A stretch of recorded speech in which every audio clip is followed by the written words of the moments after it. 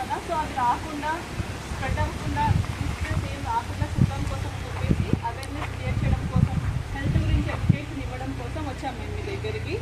దీంట్లో మెయిన్గా ఫస్ట్ మేము స్టార్ట్ చేసేది హ్యాండ్ వాష్ టెక్నిక్తో స్టార్ట్ చేస్తున్నాం. ఓకే, హ్యాండ్ వాష్ టెక్నిక్ అనేది మేము మీకు నేర్పించి చూపిస్తాం ఇవాళ. డెఫినెట్గా మీరు అందరూ ఎప్పుడెప్పుడు చేస్తారు అది హ్యాండ్ వాషింగ్ అనేది? తినడానికి ముందు, తిన్న తర్వాత అండ్ ఆఫ్టర్ యూజింగ్ వాష్రూమ్స్ డెఫినెట్గా హ్యాండ్ వాష్ చేసుకోవాలి. Okay, so let us start doing hand wash.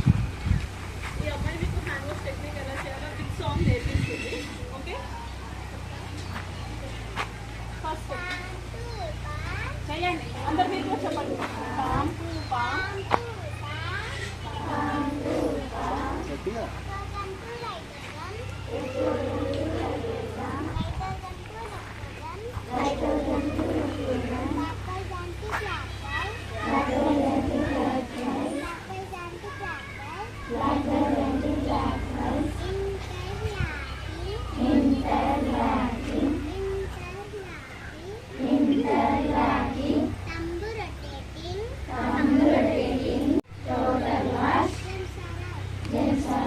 Okay.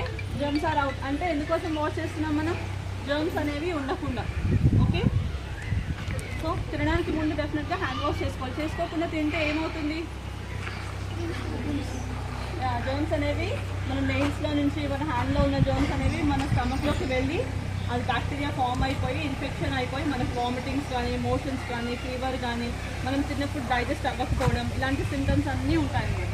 So అలా రాకుండా చూసుకోవాలంటే హ్యాండ్ వాష్ డెఫినెట్గా చేసుకోవాలి. ఇంకోటి మా దగ్గర మెడిసిన్స్ కూడా ఇస్తున్నాం మీకు. ఎవరికైనా మోషన్స్ అలాంటి ప్రాబ్లమ్ ఏమైనా ఉన్నా, ఫీవర్ ఉన్నా, ఏ ప్రాబ్లం ఉన్నా కూడా మా దగ్గర వచ్చి మెడిసిన్స్ తీసుకోవచ్చు. ఓకేనా? ఆర్ఎస్ కూడా